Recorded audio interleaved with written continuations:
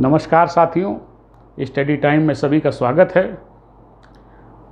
आज अपने इस वीडियो में 19वीं शताब्दी के महान समाज सुधारक महात्मा ज्योतिबा राव फुले को लेकर के आया हूँ। आज इनके जीवन चरित्र पर हम लोग प्रकाश डालेंगे। तो आज के हमारे इस वीडियो का शीर्षक है महात्मा ज्योतिबा राव फुले। ज्योतिबा राव फुले का एक प्रसिद्ध कथन है शिक्षा पर। आइए वो प्रसिद्ध कथन जान लेते हैं। क्या है? विद्या बिना मति गई, विद्या बिना मति गई, और मति बिना गति गई, और गति बिना नीति गई, और नीति बिना वित्त गया। ये उनकी प्रसिद्ध पुस्तक गुलामगिरी का ये प्रसिद्ध कथन है। और शिक्षा के महत्व को ध्यान में रखते हुए ये उन्होंने ये कहावत ये कही है, बनाई है कि विद्या यानी शिक्षा, शिक्षा अगर मनुष्य शिक्षित नहीं है तो उसके पास कोई बुद्धि नहीं होती है, मति नहीं होती है, उसके पास कोई बुद्धि नहीं होती है। और अगर उसके पास कोई बुद्धि नहीं है तो उसके जीवन में कोई गति नहीं होती है, वो अधोगति को प्राप्त होता है। और ऐसा व्यक्ति जिसके जीवन में कोई गति नहीं है, वो अधोगति को प्राप्त है, तो वो व्यक्ति विचारवान नहीं होता है, वो नीतिगत नहीं होता है, जीवन के कुछ सिद्धांत और कुछ असूल नहीं बना पाता है। और जब ये सारी कमियां बिना विद्या के उस व्यक्ति के अंदर आ जाती हैं तो ऐसे व्यक्ति के पास वित्त भी कभी नहीं रहता है, यानी धन भी कभी नहीं रहता है। वो जीवन भर धन के अभाव में ही जीता है और जीवन में कुछ नहीं कर पाता है। और बिना विद्या के व्यक्ति जो है, एक उसकी ज़िंदगी पशु के समान हो जाती है। तो साथियों, इस प्रसिद्ध कथन से, इस उक्ति से ये बात सामने आती है कि ज्योतिबा राव फुले ने अपना सारा जीवन दलित शोषित समाज को, पिछड़े वर्ग के लोगों को, उनको शिक्षित करने में समर्पित कर दिया। तो आइए इनके जीवन चरित्र पर हम लोग प्रकाश डालते हैं और इनसे जीवन से जुड़े तथ्यों की पड़ताल करते हैं। साथियों, सबसे पहले तो इनका जीवन परिचय कर लिया जाए कि कब ये जन्मे। साथियों, ये महाराष्ट्र के एक महान समाज सुधारकों में से एक हैं। महाराष्ट्र के पुणे जिले में इनका जन्म हुआ था और ये जन्म इनका 11 अप्रैल 1827 को हुआ था। पुणे में 11 अप्रैल 1827 को ये जन्मे थे और इनका जन्म एक माली परिवार में हुआ था। और ये माली जाति पिछड़ी जातियों में आती है, महाराष्ट्र में भी पिछड़ी जातियों में आती है। इनके पिता का नाम था गोविंदराव फुले और इनकी माता का नाम था चिमड़ा देवी। इनके परिवार में फूलों से संबंधित काम होते थे। फूलों के गजरे बनाए जाते थे और गजरे वो मार्केट में बेचे जाते थे। और इनकी खेती भी थी, तो ये किसान भी थे, खेती का काम भी करते थे। तो ये इनकी व्यवसाय और इनका जन्म परिचय हो गया। अब इनकी शिक्षा पर थोड़ा सा प्रकाश डालते हैं।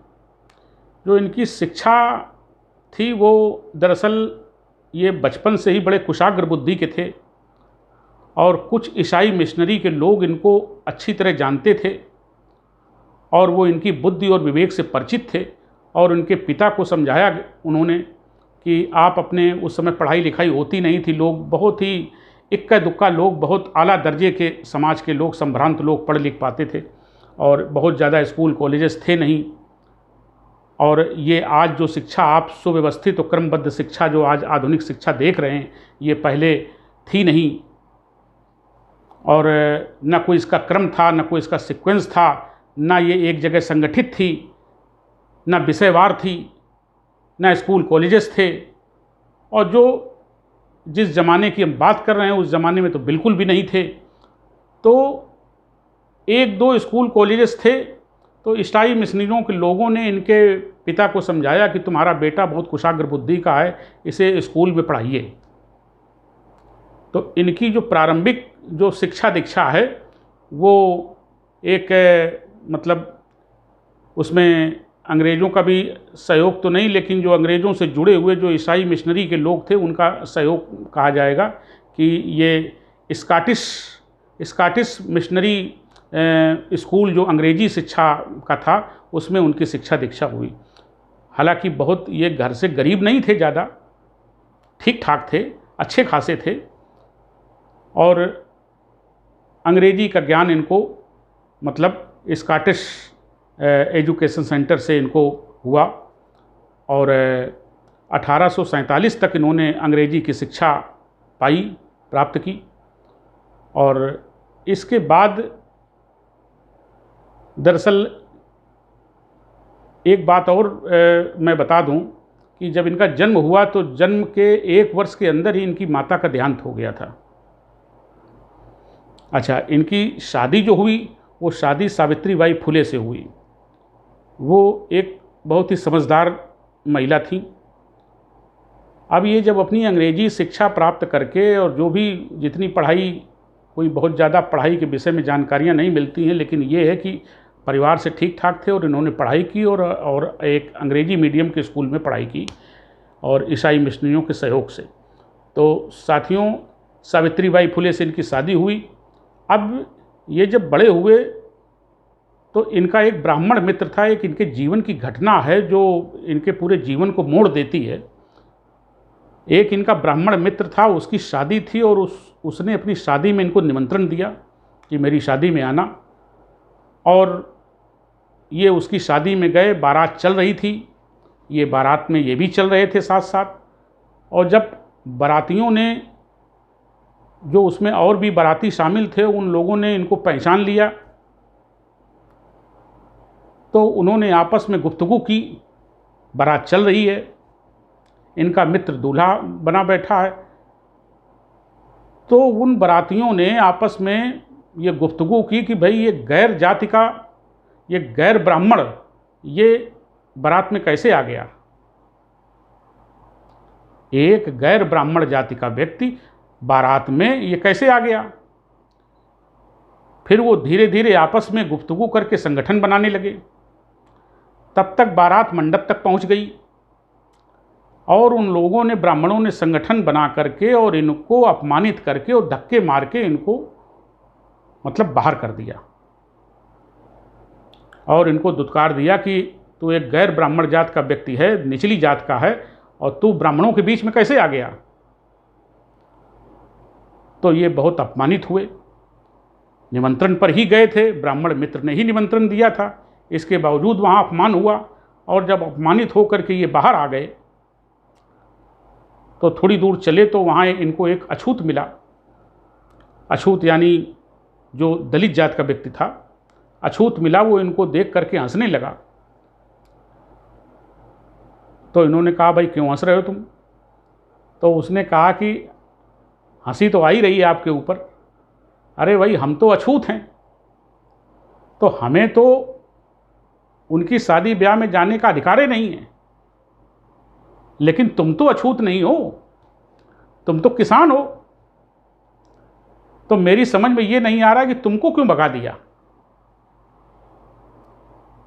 अब वो उस अछूत की बात पर, उस दलित व्यक्ति की बात पर वो थोड़ी देर सोचते रहे कि हाँ, हमको क्यों भगा दिया, हम तो अछूत नहीं हैं, हमारा तो वो मित्र था ब्राह्मण। फिर इसके बाद ये घर आए। घर में इन्होंने अपने पिता से बातचीत की कि हमारे साथ इस तरीके के बर्ताव, वो जो मित्र था मेरा, उसने निमंत्रण दिया, मैं बारात में गया तो बारातियों ने मुझे मंडप से बाहर कर दिया और मेरा अपमान किया। मैं उनसे अच्छे कपड़े पहने था, ठीक ठाक था, और मैं उनमें से कुछ में से मैं पैसे वाला भी हूँ, मेरे अंदर कोई कमी नहीं, मैं पढ़ा लिखा भी हूँ ज़्यादा, इसके बावजूद मुझे भगा दिया। तो उनके पिता ने कहा कि मैं कुछ नहीं जानता और ये सब पहले से ऐसे ही होता चला आया है। तो उन्होंने कोई इसका उत्तर वो क्या देते, और उनके पास उत्तर देने के लिए था भी क्या, तो उन्होंने कहा ये सब पहले से ऐसे ही होता चला आया है और ये सब प्रश्न हमसे न करो। तो साथियों, ये जीवन की एक ऐसी घटना थी जिसमें ज्योतिबा राव फुले को सोचने पे मजबूर कर दिया, और यहीं से इनके जीवन में एक नया मोड़ आ गया। दूसरी चीज़, इन्होंने ये देखा कि उस अछूत के द्वारा कही गई बात, जो दलित जात का व्यक्ति था उसके द्वारा कही गई बात वो भी गड़ी कि हम तो अछूत नहीं हैं, तो हमको भी बाहर किए दे रहे, तो हम भी उनके किसी कार्यक्रम में शामिल नहीं हो सकते, और हमें भी शिक्षा प्राप्त करने का अधिकार नहीं है, वेद पाठ करने का अधिकार नहीं है। हम शूद्र की श्रेणी में आते हैं, शूद्र की श्रेणी में पिछड़ी जात के और इसमें दलित जात के ये लोगों को मिले। जो हिंदू धर्म है उसमें 4 वर्ण हैं, ब्राह्मण, क्षत्रिय, वैश्य और शूद्र। तो शूद्र में पिछड़े भी आते हैं और दलित जात के भी लोग आते हैं, तो इनको मिला करके शूद्र कहा गया है। और ये एक हिंदू धर्म के हिसाब से जो उनका तथाकथित है एक वर्ण है, चौथा वर्ण है। और उनके धर्मशास्त्रों में ये कहा गया है कि भाई शूद्र का काम होता है ऊपर के तीनों वर्णों की सेवा करना, और शूद्र की अपनी कोई संपत्ति नहीं होती है। और जो भी शूद्र के पास पहली बात तो संपत्ति रखने का उसको अधिकार ही नहीं है, और जो भी संपत्ति उसके पास है वो उसके मालिक की है, इसलिए उसकी अपनी कोई संपत्ति नहीं होती। शूद्र को पढ़ने का अधिकार नहीं है, शूद्र को वेद पाठन करने का अधिकार नहीं है, तमाम तरह तरह के नाना प्रकार के, खैर उसको छोड़िए। लेकिन जो ज्योतिबा राव फुले की जीवन में जो परिवर्तन आया, वो परिवर्तन कई दृष्टिकोणों से आया। पहली बात तो उन्होंने दलित शोषित समाज, दलित और पिछड़े समाज को उन्होंने देखा कि इसमें महिलाओं में बड़ी अशिक्षा है, पुरुषों में भी बड़ी अशिक्षा है, लेकिन उन्होंने महिलाओं पर ज़्यादा जोर दिया। और 1848 में भारत का प्रथम लड़कियों के लिए स्कूल खोलने का श्रेय इनको जाता है। प्रथम महिला विद्यालय खोलने का गौरव ज्योतिबा राव फुले को प्राप्त है।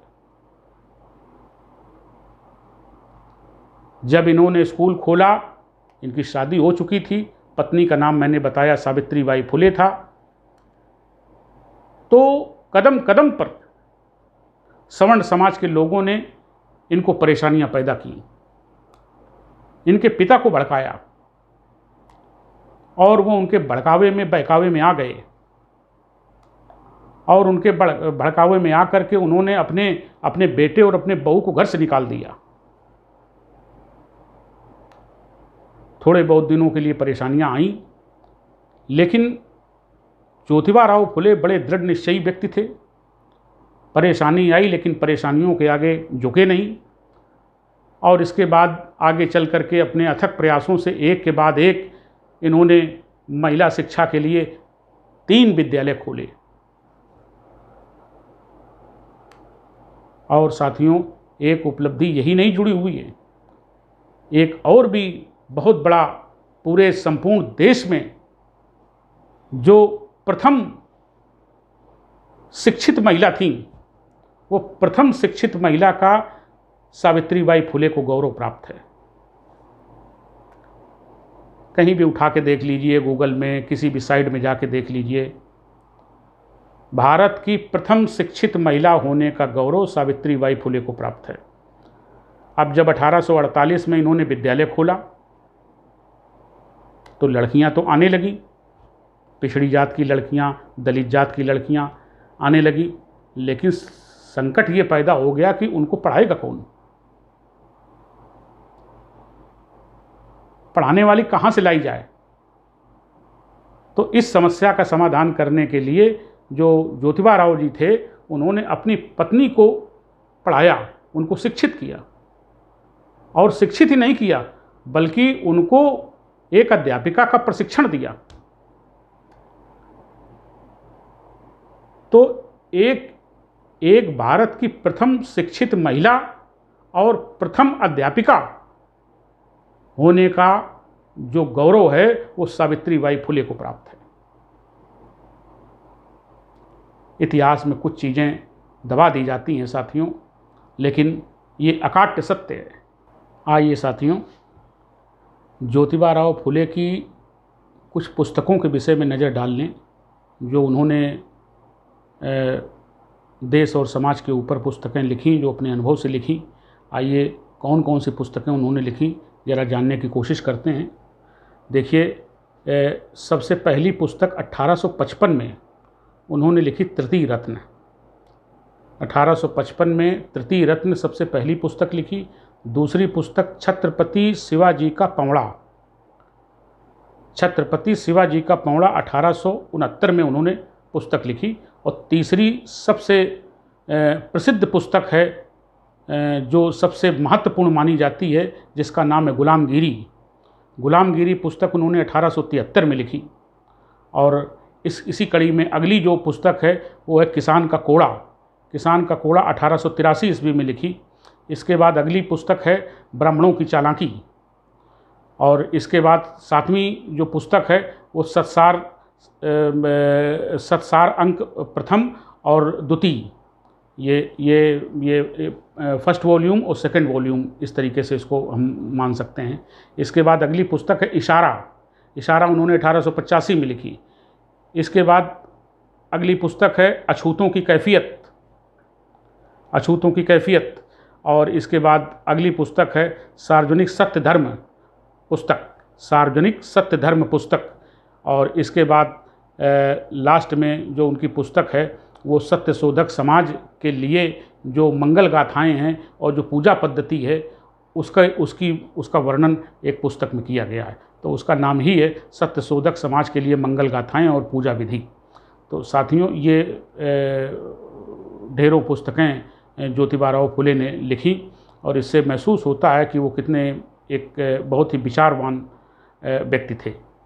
आइए साथियों, जानने की कोशिश करते हैं कि उनका जो जीवन का जो एक और बहुत बड़ा कदम था वो था सत्य शोधक समाज की स्थापना करना।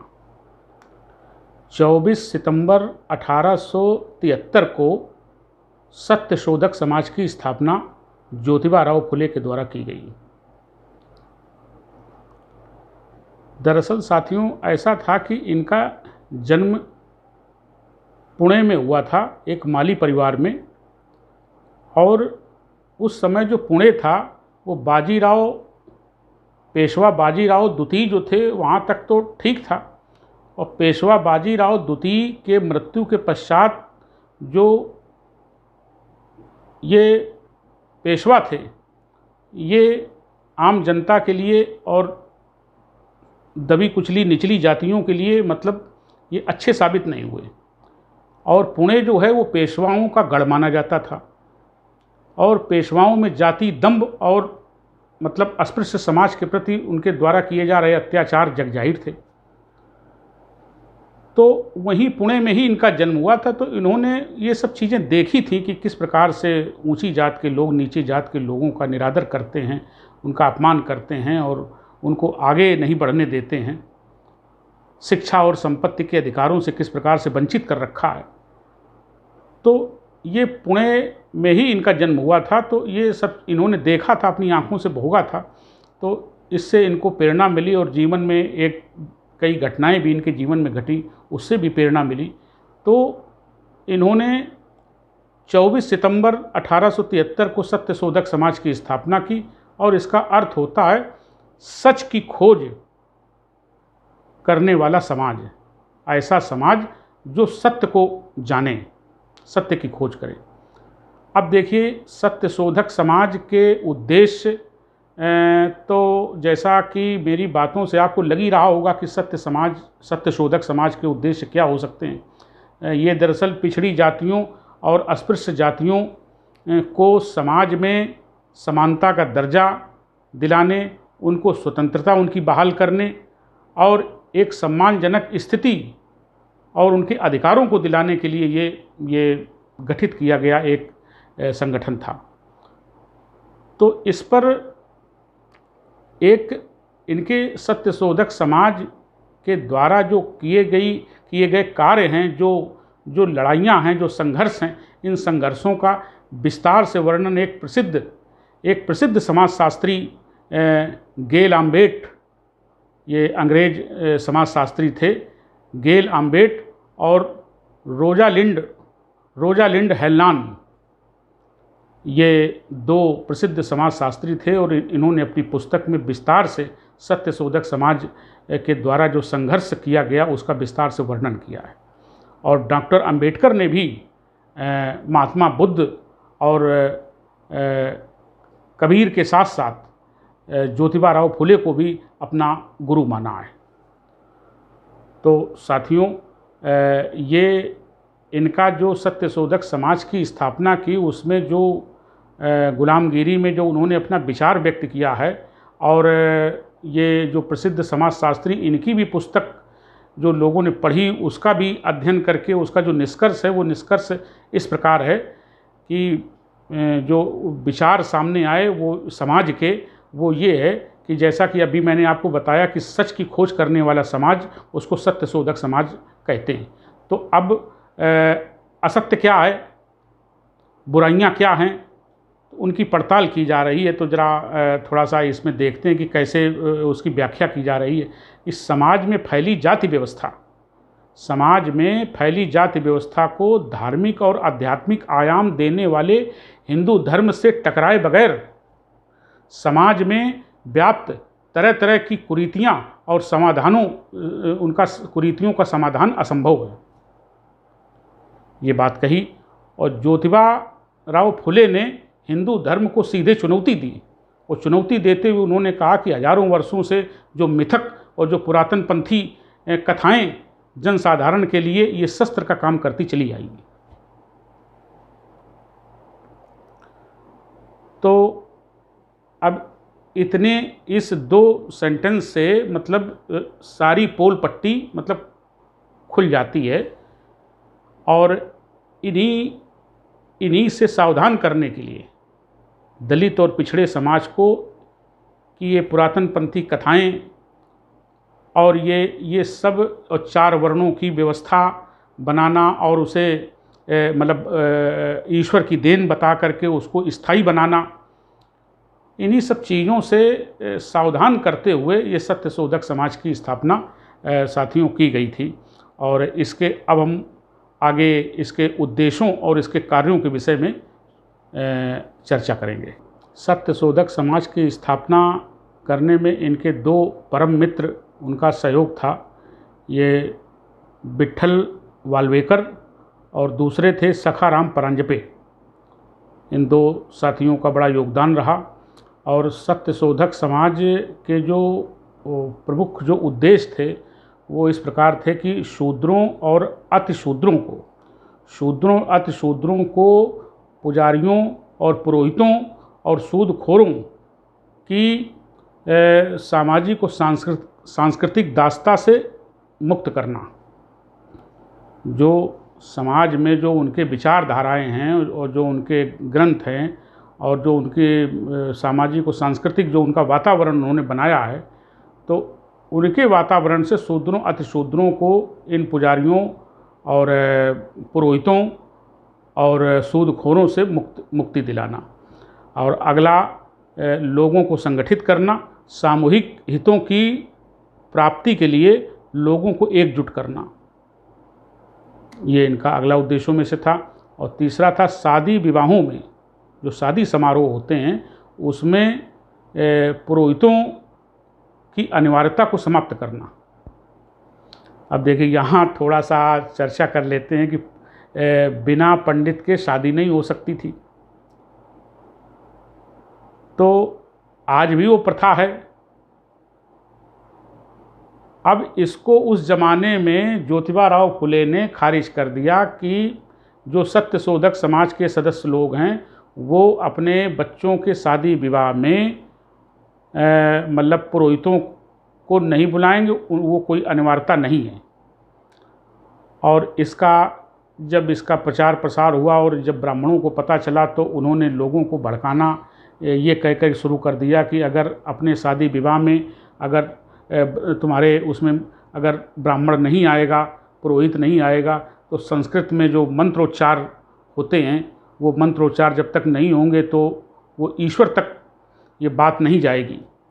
और ईश्वर को हाजिर नाजिर जान करके अगर शादी करानी है तो पुरोहित को बुलाना पड़ेगा, और नहीं तो शादी वो तुम्हारी मतलब एक तरीके से अधूरी मानी जाएगी। तो लोग ये बातें सुन करके घबरा गए, और घबरा करके वो ज्योतिबा फुले के पास गए। तो उनसे कहा कि संस्कृत में अगर मंत्र नहीं पढ़े जाएंगे तो शादी अधूरी मानी जाएगी और ईश्वर इससे नाराज़ हो जाएगा, ये ईश्वर की वाणी है, और अगर ईश्वर नाराज़ हो गया तो ईश्वर का कोप भाजन बनना पड़ेगा, इसलिए पुरोहित को शादी विवाह में बुलाना पड़ेगा। तो ये जब बात उनके पास पहुंची तो उन्होंने कहा कि जो तमिल भाषी लोग हैं, मलयालम भाषी लोग हैं और जो कन्नड़ भाषी लोग हैं वो अपने बच्चों की शादी विवाह करते हैं तो उसमें तो संस्कृत भाषा नहीं होती है, तो उनके विवाह कैसे होते हैं। और अगर बहुत ज़्यादा ही बुलाने की ज़रूरत है तो आप किसी ऐसे अपने ही समाज के किसी ऐसे व्यक्ति को ढूंढ लीजिए जो विद्वान हो, जो पढ़ा लिखा हो, वो जानता हो, उसको बीच में रख लीजिए। और कई तमाम शादी विवाह समारोहों में तो स्वयं ज्योतिबा फुले ने उसमें पंडिताई की, और उसमें मतलब जो है अपने ढंग से पंडिताई की और शादी समारोह संपन्न कराए। तो कहने का मतलब ये है कि जब वो हमें नीच समझते हैं, हमें मानते नहीं हैं, किसी गिनती में नहीं रखते हैं और अपना दास हमको समझते हैं, तो जब मानवता ही शर्मसार है तो हम उनको शादी विवाह में बुला के करें क्या। तो इसको पूरी तरीके से पुरोहित को शादी विवाह के संस्कारों में उसकी अनिवार्यता को समाप्त कर दिया। ये सत्यशोधक समाज के कार्यप्रणाली में था।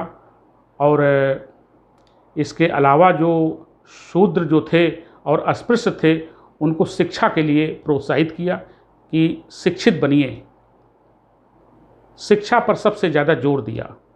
और इसके साथ जो पुनर्जन्म का जो विचार हिंदू धर्म के द्वारा दिया जाता है, पुनर्जन्म का, और इसको क्या कहते हैं, स्वर्ग और नरक का विचार दिया जाता है, इन सिद्धांतों को खारिज कर दिया गया कि कहीं कोई स्वर्ग नरक नहीं होता है, कहीं कोई पुनर्जन्म नहीं होता है, सब बकवास है, बेकार की बातें हैं।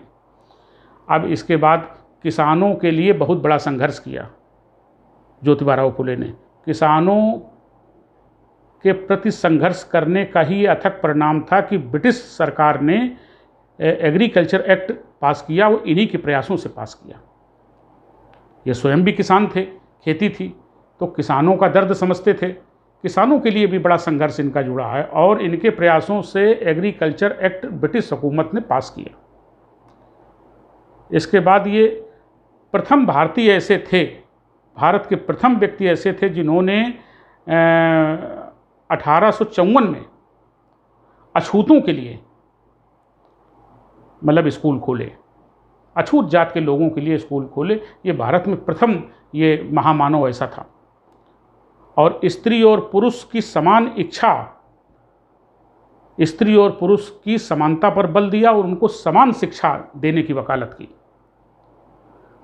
और इसके बाद ऐसा ये भी कहा जाता है कुछ लोगों के द्वारा कि जो भारत में दलित शब्द का सबसे पहली बार प्रयोग अगर किया था तो वो ज्योतिबा फुले ने ही किया था, ऐसा कुछ लोगों के द्वारा कहा जाता है। अब ये कितना ऑथेंटिक है मैं इस पर तो ज़्यादा कुछ नहीं कहूँगा, लेकिन ऐसा कहा जाता है कि दलित शब्द का प्रयोग सबसे पहली बार ज्योतिबा फुले ने किया था।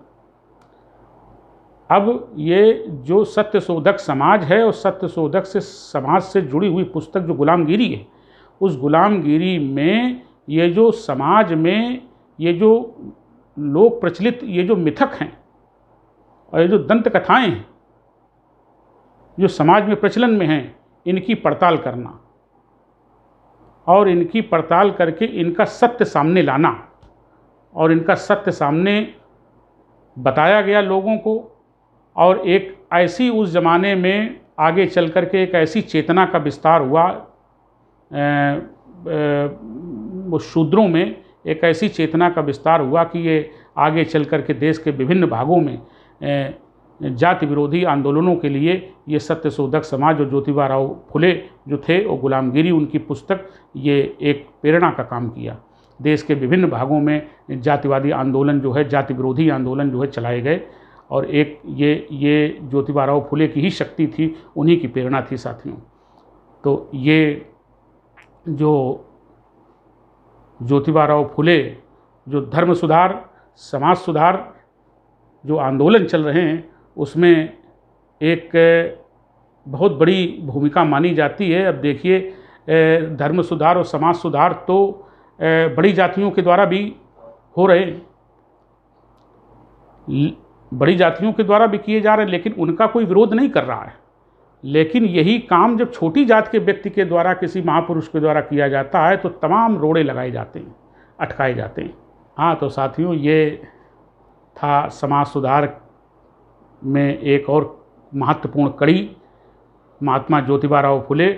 और साथियों मैं एक बात और बता देना चाहता हूँ आपको कि एक विशाल जनसभा को ये जब संबोधित कर रहे थे तो इनके प्रयास और इनके द्वारा किए गए संघर्ष को वो सभा जानती थी, उस सभा में आए हुए लोग जानते थे। तो एक विशाल जनसभा को जब संबोधित कर रहे थे तो वहाँ की जनसभा ने इनको महात्मा की उपाधि दी थी और तब से इनके नाम के आगे महात्मा शब्द जुड़ गया। जैसा कि मैंने आपको बताया था कि रविन्द्रनाथ टैगोर ने गांधी जी को महात्मा की उपाधि दी थी तो उनके नाम के आगे महात्मा लग गया था। ठीक उसी प्रकार से यहाँ पर एक विशाल जनसभा ने इनको महात्मा की उपाधि दी थी तो इनके नाम के आगे महात्मा लग गया, तो इनको महात्मा ज्योतिबा राव फुले कहा जाता है। तो साथियों ये था आज के वीडियो के हीरो हमारे ज्योतिबा राव फुले जी, और जितना बन पड़ा मैंने आपको जानकारी दी। अब आपसे हाथ जोड़ के विदा चाहते हैं। नमस्कार।